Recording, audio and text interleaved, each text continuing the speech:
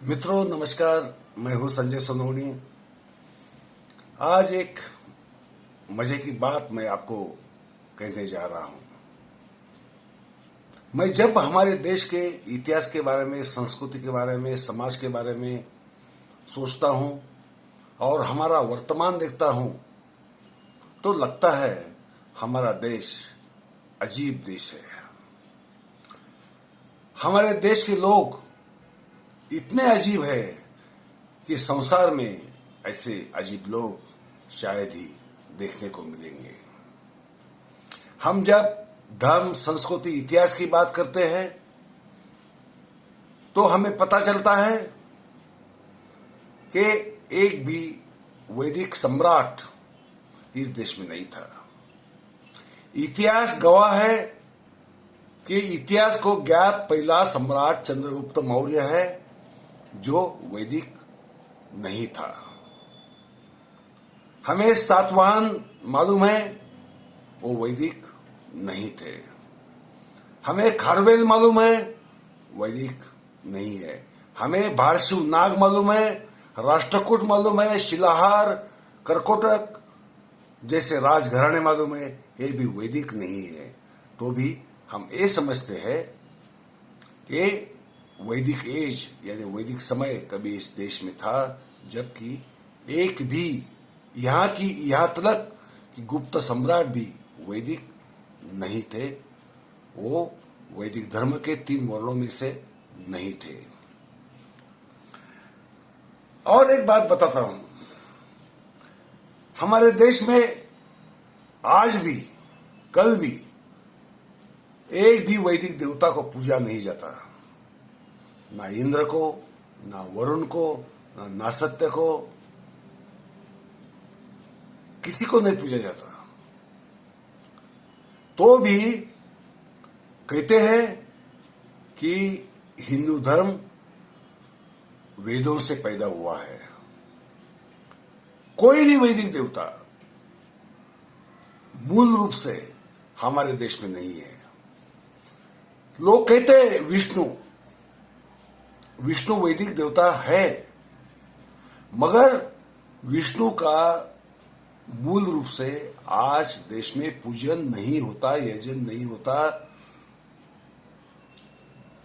जो हिंदू महापुरुष थे, जैसे राम हो, कृष्ण हो, विठ्ठल हो, तिरुपति बालाजी हो, उसका वैष्णवीकरण किया गया, मगर वो विष्णु नहीं है।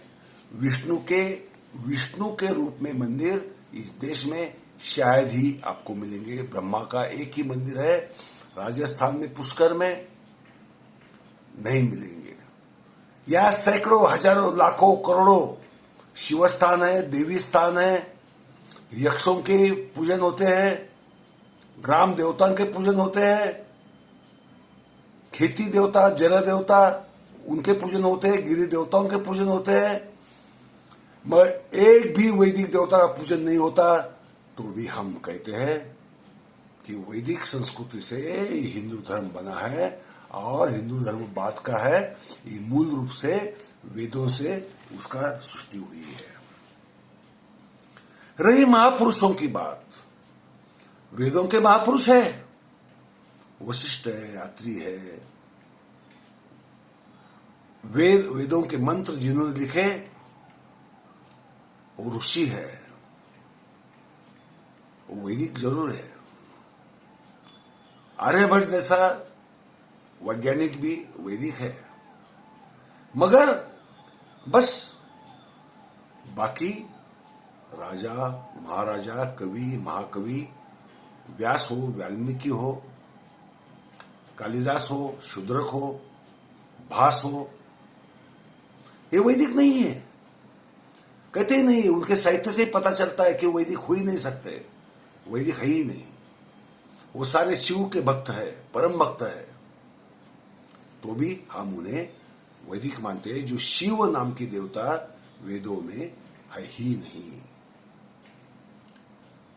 उन्होंने कोशिश बहुत की शिव से रुद्र का सम्मिलन करने की, जो असफल रही, क्योंकि रुद्र का लिंग रूप में पूजन नहीं होता।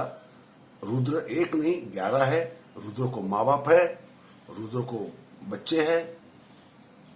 शिव को माँ बाप नहीं है, शिव एक ही है, एकमात्र है, वही करता धरता पालन करता है। ये हिंदुओं की मान्यता है और उसका अस्तित्व हिमालय से लेकर कन्याकुमारी तक, पूर्व से लेकर पश्चिम तक सब जगह है। देवी का पूजन 52 शक्तिपीठ है, वो पूरे देश भर फैले हुए हैं। इसमें वैदिकता नहीं है। वैदिकता में शक्ति पूजा है ही नहीं, यहां तक कि पूजा ही नहीं है। और हिंदू पूजा के बगैर जी तो नहीं सकता, हिंदू यज्ञ भी नहीं करता। 85% लोगों को वेद क्या है ये भी पता नहीं है, तो भी हम समझते हैं, समझ के चलते हैं। जो हमें समझाया गया है, हमारे दिमाग पर बार बार बार झूठ बता के थोपा गया है, हम मानते हैं कि वेदों से हमारा धर्म पैदा हुआ। आप एक बात समझ के चलिए, यदि आप मुसलमान हैं तो आपको कुरान का हक होता है, ख्रिस्ती हो तो बाइबल का हक होता है। ये जो वैदिक धर्म है वो वैदिक लोगों के लिए ही सीमित है। उन्हें ही वेदों का पठन, यजन, यज्ञ करने की अनुमति है। और वैदिक लोग सिर्फ पेट पालने के लिए हिंदुओं के मंदिरों में जगह जमा के बैठे।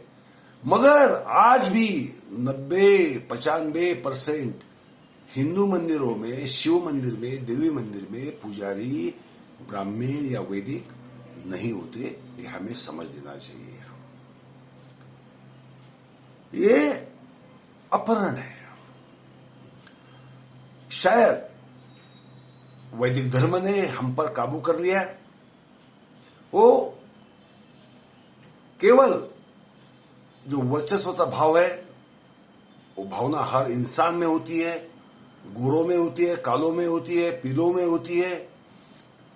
उसी भावना को उत्तेजन देने की वजह से, जैसे कि क्षत्रिय हो, ब्राह्मण हो, वैश्य हो,